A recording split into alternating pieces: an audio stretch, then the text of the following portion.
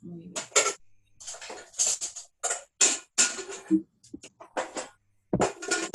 Hoy vamos a comenzar con el Evangelio de Mateo. Y pues, ¿verdad? El Evangelio de Mateo, por los 10 años aproximadamente, la iglesia estuvo conformada, ¿verdad? De judíos principales.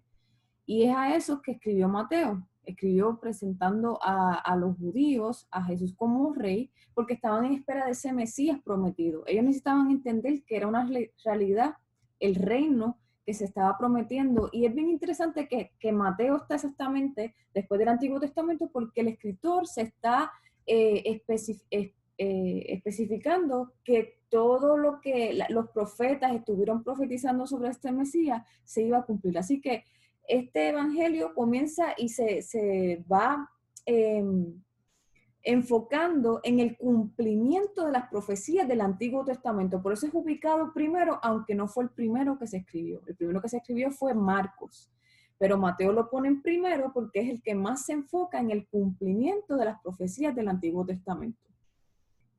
Mateo era, ¿verdad?, el escritor, fue un hombre preparado y metódico, siempre se refiere a sí mismo como como tercera persona, no sabe mucho no se habla mucho, ¿verdad? No se sabe mucho de él, ni de su ministerio después de la resurrección de sí mismo, que se sabe es que fue a Etiopía y que ahí sufrió martirio.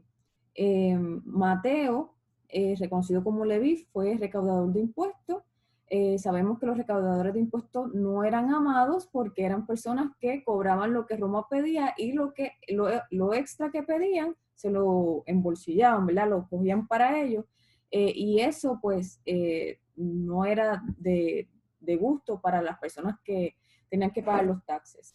Y su profesión le hacía conocedor de los precios de toda clase de mercancía y conocía el tipo de cambio de las monedas de diferentes regiones y era capaz de guardar registros y números. Y también, otra de las cosas de su preparación es que tenía que ser bilingüe, así que él dominaba más de un idioma y eso es bueno saberlo porque de esa forma podemos ver las habilidades que él podía tener para escribir. Así que Mateo, no aceptado por la sociedad, dejado fuera de la sinagoga y quizá aún del templo, al seguir a Jesús, él encontró algo que no se encuentra en los religiosos y fue amor. La gente no soportaba a Mateo porque Mateo era un cobrador de impuestos en Roma y eso tenía mala fama. Así que nadie le hablaba nada de nada. Y cuando viene Jesús le dice, sígueme, él dice como que, wow, alguien se fijó en mí. Y él dejó todo y se fue, ¿verdad? La encomienda de ser servidor de Jesús. Mateo, ¿verdad?, presenta unas evidencias tanto externas como internas. Las externas es que los padres de la iglesia reconocieron a Mateo como el autor. Y la interna es que el escritor demuestra un método organizado en las secciones de enseñanza. Es el único evangelio en que Jesús paga el impuesto del templo, o sea, como él es como cobrador de impuestos, él resalta esa cualidad. Y está en Mateo 17:24 y se llama a sí mismo como Mateo y no Leví como lo hacen Marcos y Lucas. Este evangelio sirve como un enlace perfecto entre el Antiguo Testamento y el Nuevo Pacto, ya que Mateo presenta a Jesús como el Mesías prometido, ¿verdad? Y habla de este cumplimiento de profecía. Habla también de un reino literal, con un rey literal que libraría a los judíos del poder de Roma, y esta es la razón por la que rechazaron también a Jesús, porque el reino realmente era espiritual y donde cada persona cree en Jesús. Así que había una confusión porque se presenta como rey, pero entonces no era un rey literal con unas políticas, sino que era un reino espiritual. Entonces, una de las cosas interesantes de Mateo es que tiene 5 discursos mayores muy, muy, muy importantes. El primero, el Sermón del Monte. El segundo, la instrucción a los discípulos. La tercera son las parábolas. La otra son las enseñanzas sobre la humildad. Y la última es la segunda venida. Habla de ese regreso de Cristo. Así que los evangelios no son como las cartas que especifican su destinatario, sino que es a una población completa, ¿verdad?, judía. Se nota un énfasis en el cual él escribe para convencer a sus compañeros judíos de que Jesús es el Mesías y Cristo, y por eso cita extensamente, ¿verdad?, el Antiguo Testamento y demuestra el cumplimiento de las profecías. Aquí voy a enseñar un panorama rapidito de lo que es el Evangelio de Mateo. Empieza con una genealogía y nacimiento de Jesús, cosa que Marcos no hace, y ya mismo después le explico por qué. Después se habla de Juan el Bautista, las tentaciones y el comienzo del ministerio de Jesús, el sermón del monte, el ministerio general principal en Galilea, la confesión de Pedro y la transfiguración, que eso es un suceso bien importante que tanto Mateo como Marcos lo repiten y le dan énfasis, esa confesión de Pedro. El ministerio final en Galilea, Jesús deja a Galilea al viaje a Jerusalén, la última cena de la vida de Salvador y la resurrección y la gran comisión. Así que vamos a empezar primero con la genealogía.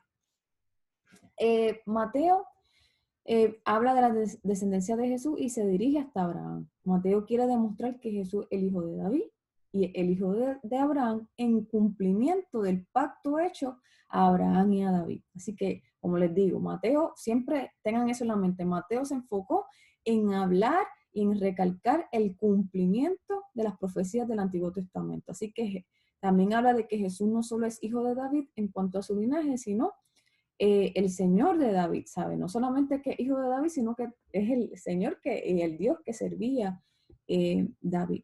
La genealogía empieza con Jesús, hijo de David, y su padre legal José, que es hijo de David. Mateo quería que estuvieran seguros de que José solo era un padre legal, pero no físico, ¿verdad? Físico era obviamente engendrado por el Espíritu Santo.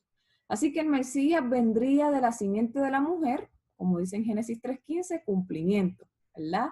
Cuando entra, ¿verdad? En la vida de María. Hijo de Abraham, en el 22:18, de Judá, en el 49:10, perdonen ese error, y de David, en 2 Samuel 7:12 al 13. Así que Jesús presentado como el Salvador ungido divinamente, el cumplimiento de las profecías, heredero legítimo del trono de David y la verdadera simiente de Abraham. También en el primer capítulo de Mateo, la relación de María y José era de desposados, igual a ser casados, pero sin la consumación física. O sea, que ellos estaban, al estar desposados, significa que estaban casados, pero no tenían intimidad. Y ya que antes de que se juntaran, ella fue concebida por el Espíritu Santo. Su ministerio, cuando empiezan a hablar del ministerio de Jesús, se habla de que ha sido presentado como el hijo de David, se le ha dado la honra como rey, ha aceptado la comisión del Padre al bautizarse y ha vencido donde Adán perdió. Así que cuando comienza el ministerio, él fue bautizado en el nombre del Padre, del Hijo y del Espíritu Santo. Él no cayó en tentaciones, no pecó, ¿verdad? Como Adán. Y comenzó el cumplimiento de esas profecías que se habían hablado en el Antiguo Testamento. Cuando los líderes pudieron haberse alegrado del arresto incómodo de Juan, les llegó la noticia de que Jesús bautizaba más discípulos que Juan, y el Señor decidió dejar a Judea y a dirigirse a Galilea. Así que cuando de momento arrestan al Juan el Bautista, mucha gente decía, ¿y ahora cómo nos podemos reconciliar con Dios si no podemos bautizarnos? Por aquí fue donde empezaron a conocer de Jesús, que Jesús bautizaba también, y el bautismo de Jesús, ¿verdad? Era especial.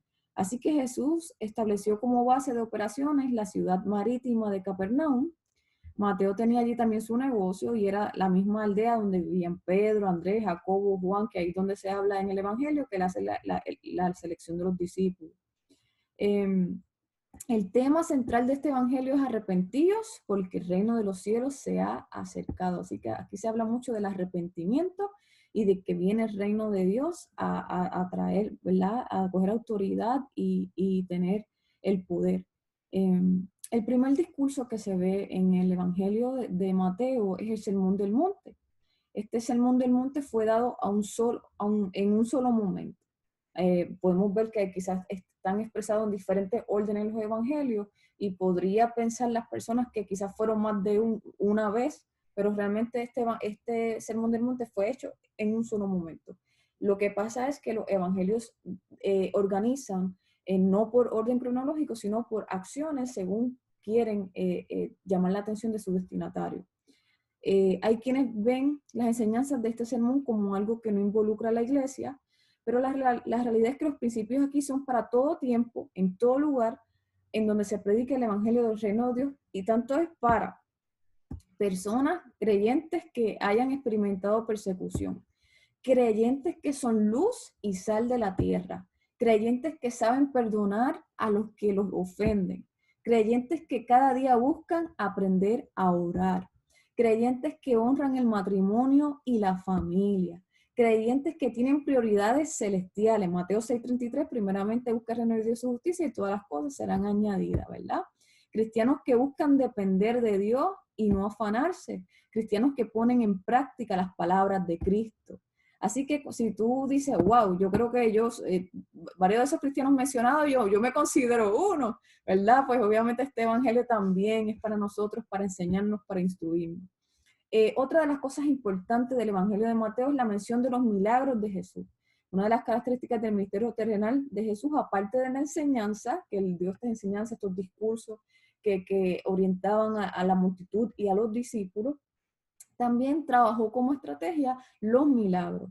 Aunque no se registran todos los milagros que hizo Jesús en la Biblia, y eso lo dice Juan 21-25, algunos de ellos fueron la ceguera, ¿verdad? Dio vista a los ciegos, dio movimiento a los que tenían parálisis, sanó flujos de sangre, hizo reconstrucción de extremidades, sanó a las personas con lepra, y además de hacer también sanidades físicas de personas, también hizo milagros con la naturaleza física, como por ejemplo convertir agua en vino, detener una tormenta, multiplicar los panes y los peces, resucitar a las personas muertas, reprender demonios y sacarlos de la vida y cuerpo de las personas, ¿verdad? Y el propósito principal del ministerio de Jesús no era hacer milagros, sino predicar el mensaje del evangelio. Así que tanto usó la enseñanza como milagros con el fin de compartir ese evangelio. Era demostrar que no solo su poder, y también una de las cosas que hacía con estos milagros, que no quería dejarle saber, mira, mi poder no está solamente en sanar enfermedades, ni sobre la naturaleza, sino que también, ni sobre demonios, sino que también en el poder perdonar los pecados. Así que, ¿verdad? De dar esa salvación a las personas. El mensaje del evangelio sería esparcido de forma progresiva. Primero fue a los judíos y de ahí, ¿verdad? A todas las naciones. Por eso se habla también del discurso de la instrucción misionera, donde se da la capacitación a los discípulos para que empiecen esta ordenanza, ¿verdad? Y esta gran comisión que primeramente, ¿verdad? Fue enseñada con ejemplo e instrucción de parte de Jesús en su ministerio en la tierra. ¿Verdad? Otra de las cosas en este discurso que se habla de las instrucciones misioneras es que estos discípulos habían visto al Jesús resucitado y debían haber sido comisionados directamente por Jesús. Obviamente fueron llamados y escogidos por Jesús, así que las personas que hacían esta primera instrucciones misioneras de ir y llevar por las naciones el evangelio habían recibido la autoridad específica para realizar los milagros y señales que Jesús también había hecho. Esta autoridad era única y no podía ser transferida a ninguno. La autoridad apostólica no podía ser traspasada. Tenían como responsabilidad el establecer la doctrina bajo la cual los creyentes serían edificados. La enseñanza de los apóstoles sí debía ser transferida. Así que Jesús capacita a los discípulos y le transfiere el poder y la autoridad de hacer las mismas sanidades, los mismos milagros a estos discípulos, que son llamados también apóstoles. Pero ellos en su misión transferían el conocimiento, transferían, ¿verdad?, lo que habían vivido, las enseñanzas de Jesús, pero no se transfería ese poder. Así que no se le debe atribuir a la obra de los demonios todas las enfermedades. Otra de las cosas, muchas veces, ¿verdad? Eso es en parte de las instrucciones misioneras. Lo otro que también se habla en Mateo es la blasfemia contra el Espíritu Santo. ¿Okay? Y cuando se habla de la blasfemia, él no se debería atribuir a la obra de los demonios todas las enfermedades, sino que los pasajes del Evangelio hacen una distinción entre ellas. Muchas personas decían, o en el presente todavía, dicen que muchas de las enfermedades que tiene la gente es por causa del demonio, está en ellos, ¿verdad? Pero realmente hay pasajes de la palabra que sí, muchas de las enfermedades fueron causadas por demonios que habían poseído el cuerpo, pero también habían propósitos del Señor en el proceso de esa enfermedad para enseñar a ese creyente en ese proceso que estaba viviendo. Así que no todo es posesión demoníaca, ¿ok? Y pues las posesiones demoníacas muchas veces afectan el físico y la mente, ¿verdad? Dando demencia.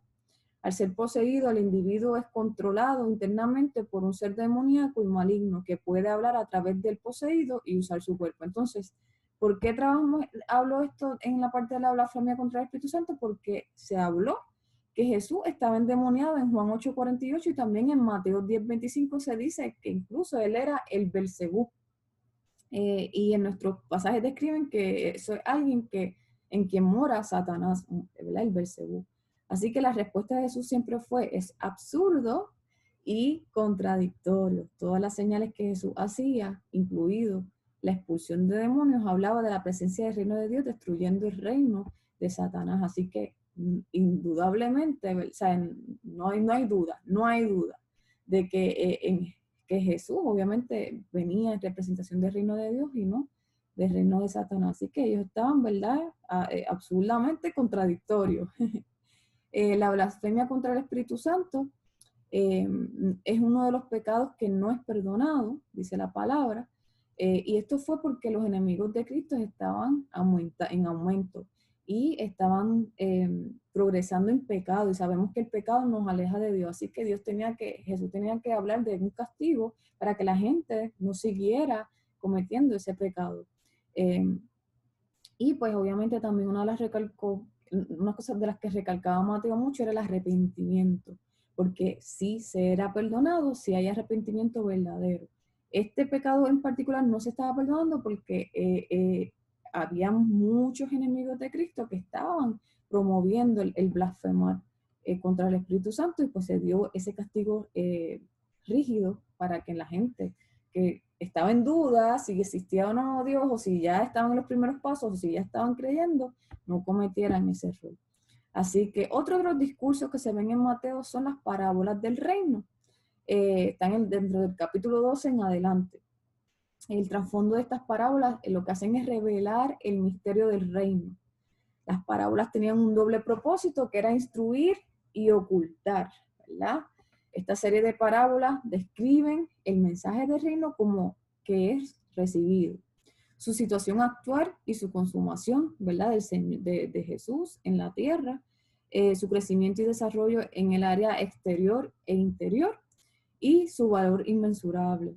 Las primeras parábolas siempre fueron dichas para la multitud, pero hubo otras, ¿verdad? Porque decimos que unas son para instruir, otras para ocultar, es porque muchas eran también información oculta de la multitud, pero era para ser revelada a los discípulos. Entonces, también otra de las cosas importantes en el Evangelio de Mateo es la confesión de Pedro. Es una narrativa que se encuentra en los capítulos del 14 al 17 del Evangelio, y fue el momento cuando la gente identificó a Jesús como Juan, Elías o algunos de los profetas, y lo veían principalmente como el precursor del Mesías, ¿verdad? Pero siempre la pregunta más importante a responder no es qué creen los demás de Jesús, sino qué creo yo de Jesús. Por eso que le pregunta a él, a los discípulos, ok, la gente dice todas esas cosas, pero ustedes, ¿qué dicen, verdad? Y Pedro bien valiente y, ¿verdad? Rápido dijo que él era el Mesías. Entonces, en respuesta a eso, el Señor se dirige a Simón diciendo, tú eres Petros, que significa Pedro, y sobre esta Petra, que significa roca, edificaré mi iglesia, ¿verdad? Una vez que fue confesado por los labios de Pedro que Jesús es el Mesías, que ya Dios vio, mira, ya él tiene la creencia de que yo soy el Señor y Salvador, yo soy el Mesías enviado de Dios, y una vez tú tienes esa creencia y tú das ese paso de fe, ya tú eres parte del pueblo de Dios, ya tú eres hijo de Dios o hija de Dios, y Dios comienza a poner en acción ese propósito por el cual te ha diseñado. Entonces, cuando Jesús habla a Pedro directamente de que iba a ser esa roca que edificará la iglesia, hay quienes piensan que se refiere a la persona de Pedro como el instrumento por el cual Cristo comenzó a edificar su iglesia. Pero obviamente sabemos que hay otras autoridades que también posteriormente fueron delegadas también a los demás apóstoles, que no solamente Pedro lo hizo, sino también los demás apóstoles. Pero en defensa de esto se habla de que Pedro fue el líder, y pues porque fue el líder en el movimiento de la iglesia, y pues obviamente los demás discípulos también tienen esa autoridad para hacer lo mismo que él hizo, pero él fue el primero y fue reconocido como líder. Otros dicen, no, eso no es cierto. Jesús se refería ahí a la roca de la declaración que él acababa de hacer, es decir, de que la roca es Cristo, ¿verdad? pero eso, ¿verdad? Hay debates teológicos que dicen, no, eso no se refiere a que era Pedro, sino que era Jesús. Otros dicen, no, era Jesús, no era Pedro. Y pues la realidad es que si estudiamos un poquito más a profundidad, puede realmente que exista una combinación de ambas. La iglesia debe ser cimentada sobre el fundamento de los apóstoles, que es lo de Efesios 2:20, pero solo existe un fundamento, el cual es Cristo, lo dice 1 Corintios 3:11. Así que sí, el fundamento y la roca, ¿verdad?, de la cual nosotros tenemos que tener como fundamento para tener una vida es Cristo, pero también Jesús da esta autoridad a Pedro para que comenzara este movimiento de la Gran Comisión por los discípulos.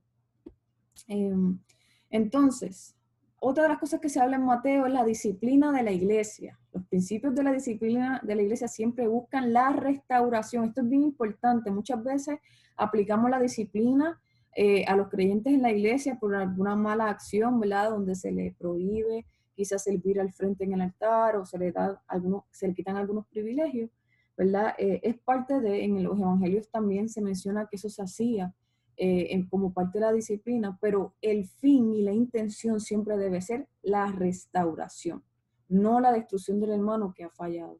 El hermano que ha fallado o pecado contra otro debería ser impulsado por la convicción que el Espíritu Santo produce en el corazón y no esperar a que su pecado sea descubierto.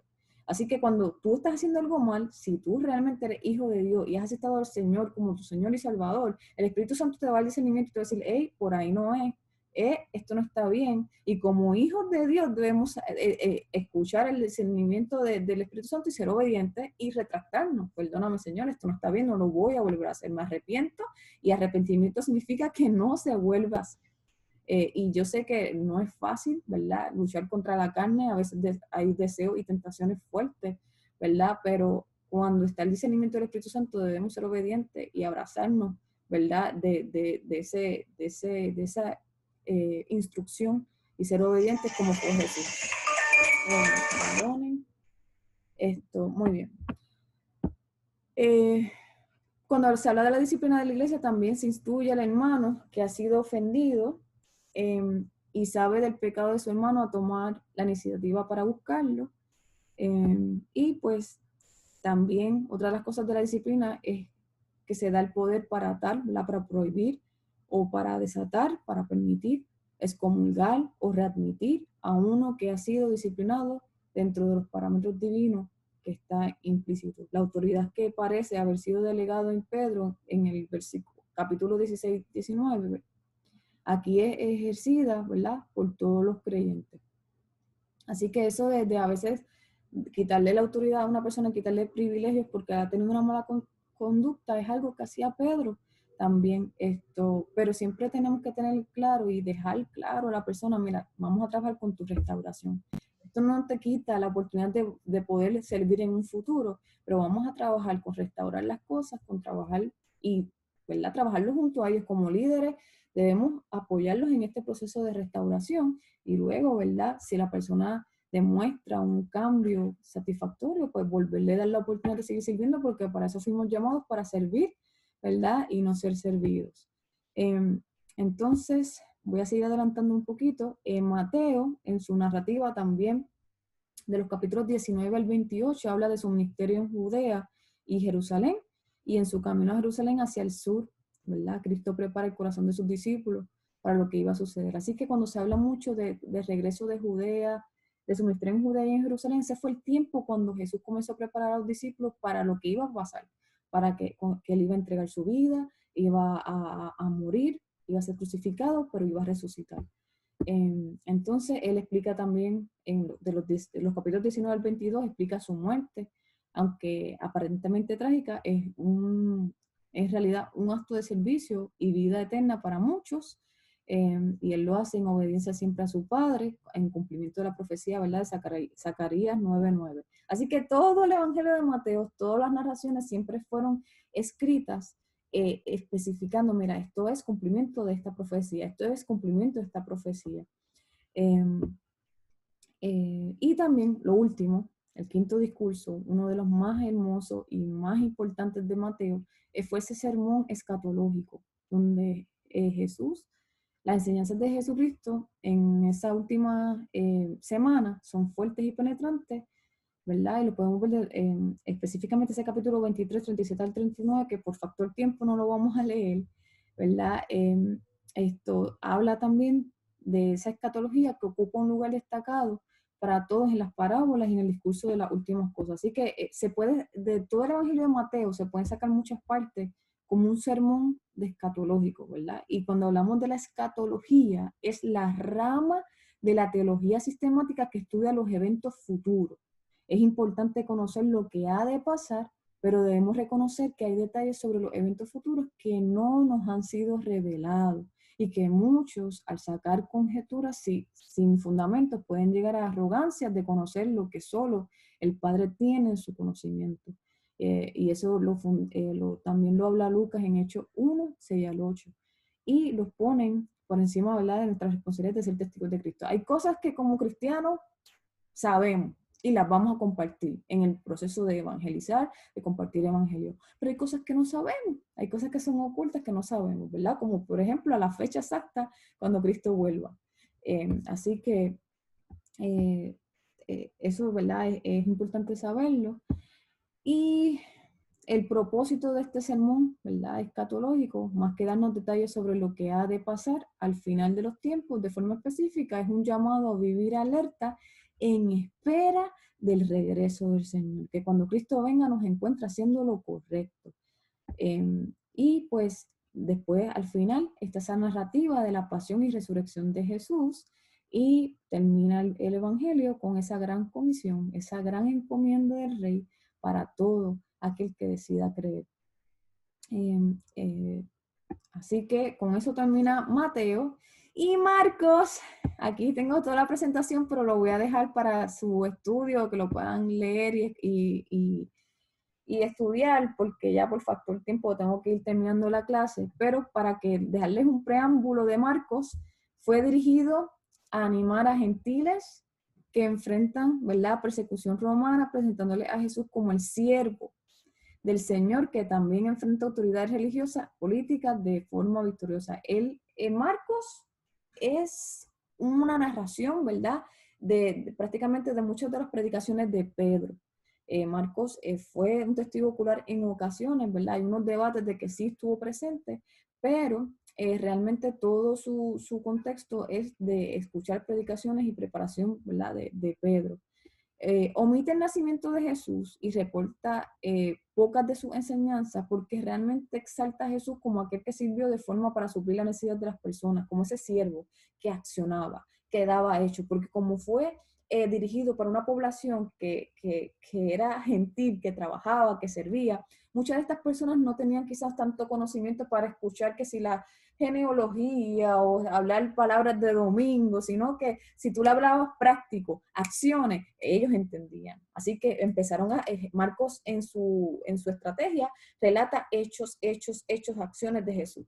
Así que no habla mucho de enseñanzas, ni de genealogía, ni historia, sino que habla de acciones. Así que es como unos retratos, unos videos que están puestos, ¿verdad?, en el Evangelio de Marcos. Entonces, Marcos, ¿verdad?, como les había dicho anteriormente, fue un misionero en preparación. Se hizo tristemente célebre por haber abandonado a Pablo y a Bernabé en su primer viaje misionero, pero más adelante hizo trabajo misionero con Bernabé y logró tener una nueva relación otra vez con Pablo y siguió también trabajando para el Señor. Y pues, como les dije, fue el primer evangelio que fue escrito, aunque está puesto segundo en el orden del canon. Es un evangelio escrito a gentiles, se crea a creyentes de Roma. Y pues aproximadamente el 40% del evangelio está centrado en la última semana, ¿verdad? Porque relata mucho las acciones de Jesús y prácticamente de toda la vida de Jesús, la parte más activa, ¿Dónde lleva la estufa, Nati? ¿verdad? ¿Para dónde lleva la estufa? Cuando llegó a los 33 años, ¿verdad?, que empezó su ministerio y su misión en la cruz. Así que este evangelio usa un estilo vivaz, aplicando las palabras luego e inmediatamente, como que poniendo activo al lector. Luego, y pasó esto, inmediatamente pasó esto, como que los lectores están, wow, ¿y qué pasó después? ¿Qué pasó después? Así que Marcos es relata acción, relata, ¿verdad? Este suceso que mantiene al lector activo y a la expectativa. Marcos presenta a Jesús en su evangelio como el siervo, el cual voluntariamente fue a una cruz para cumplir la obra encomendada por su padre. Así que fue el siervo, ¿verdad? Hijo obediente que siguió instrucciones y órdenes ¿verdad? De su mayor. Este evangelio se enfoca en lo que Jesús hizo. Se enfatiza en los sufrimientos de Jesús, quien vino a dar su vida por muchos. Es verdad, Marco, los romanos no estaban interesados en genealogía, sino en acciones. Un siervo no tiene nada que ver con el linaje, ¿verdad? Sino en servir. Al inicio del Evangelio, su ministerio se enfocó en las multitudes, pero gradualmente se enfocó a sus discípulos. Así que, como todos los evangelios, hay muchas enseñanzas que eran multitudes, pero después hay un momento en el evangelio que fue el mismo momento del ministerio de Jesús, que ya él se enfocó en los discípulos. ¿Por qué se enfocó solamente en los discípulos? Porque eran los que iban a continuar, ¿verdad? Este ministerio del evangelio y compartir lo que él había hecho en estos 3 años en la tierra. Así que la rapidez de Marcos, ¿verdad? Se pueden notar en varias maneras. La rapidez, porque fue escrito así, como que con acciones, pues se puede ver que, y por eso también es el más corto de los 4 evangelios. Y es así porque fueron frases cortas y de acción que usó Marcos. Son citas vividas y directas. En ocasiones, redundancias, tuvo necesidad y sintió hambre para darle ese sentido de, wow, ¿sabe? Realmente hubo necesidad en este suceso y Jesús aún así continuó accionando, ¿sabe? Recalca, ¿verdad? Ese panorama que estaba viviendo, ese ambiente que estaba viviendo, ese escenario que estaba viviendo y aún así accionando. Y pues inmediatamente, enseguida, luego, aparece 41, hay un conteo de 41 veces en el Evangelio. Así que aquí van a ver contenido, información de contenido del Evangelio de Marcos. Van a ver también la importancia de la confesión de Pedro, que Marcos también la menciona. Eso es una parte bien importante que varios de los evangelios lo mencionan. Van a estar viendo las omisiones de Marcos, lo que no tiene Marcos, lo que no incluyó. Van a ver las peculiaridades de Marcos, van a ver el bosquejo de Marcos, donde habla de la preparación de Jesús, la proclamación, el ministerio completo, ¿verdad? Los conflictos que vivió Jesús, la conclusión, que fue un reto, el último viaje hacia la cruz, la pasión y la resurrección, que es el comienzo. Así que ahí lo van a ver todo, la preparación, la proclamación, la elección de los 12, la comisión a los 12, cuando se comenzó a trabajar con la predicación, la confesión de Pedro, que es un suceso bien importante, el costo de seguir a Jesús, ¿verdad? El ser discípulos de Cristo, ¿verdad? Que implica 4 cosas, lo importante de la disposición, ¿verdad? Que si alguno quiere, es disposición. Por eso es que muchas veces digo, Dios no busca gente capacitada, sino corazones dispuestos para capacitarlos en el proceso. Y Él buscó gente dispuesta. Los discípulos fueron gente dispuesta que cuando Él llamó, ellos dijeron, aquí, ¿a dónde voy? Vamos para allá, aquí estoy, ready, ready. Así que la disposición es algo bien importante que como discípulos debemos tener. El morir a sí mismo. Niéguese a sí mismo. A veces nosotros queremos quedarnos en la casa tomándonos un té, un mate, pero tenemos que salir quizás al servicio y decimos que estoy cansado, ¿verdad? O quizás se te llamó para que vayas a un hospital a orar por un enfermo y quizás estás ahí bien cómodo en el sofá y dices, no, voy mañana, ¿verdad? Pero a veces hay momentos que Dios te quiere usar para algo. A veces hay momentos que quizás tu hijo te está llamando para algo y puede, porque el servir también empieza en casa. El primer ministerio que Dios nos ha dado es la familia. Así que también con la familia podemos servir y quizá hay momentos que queremos tirar la toalla y no queremos hacer más nada, pero hay responsabilidades que Dios nos dio, que es para siempre, ¿verdad? Como ser padres, madres, abuelas, abuelos, ¿verdad? Que le encanta tanto estar con los nietos. Así que son muchas cosas y responsabilidades que Dios nos ha dado, tanto en nuestros trabajos seculares como ministeriales, donde debemos ser luz, debemos ser sal.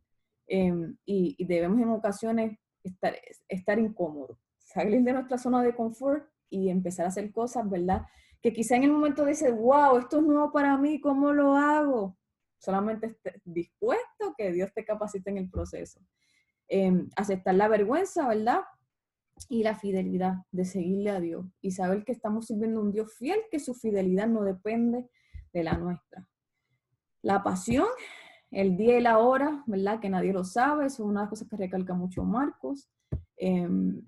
Y también, ¿verdad? Añadí al final una bibliografía donde les comparto a ustedes los libros que estoy usando para hacer este estudio, que si después los quieren comprar y estudiarlos, lo pueden hacer. Así que con esto termino, ¿verdad?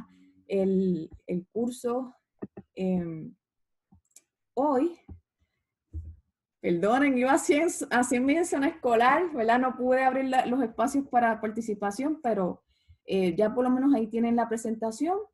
Voy a compartir la presentación en la plataforma y también este video.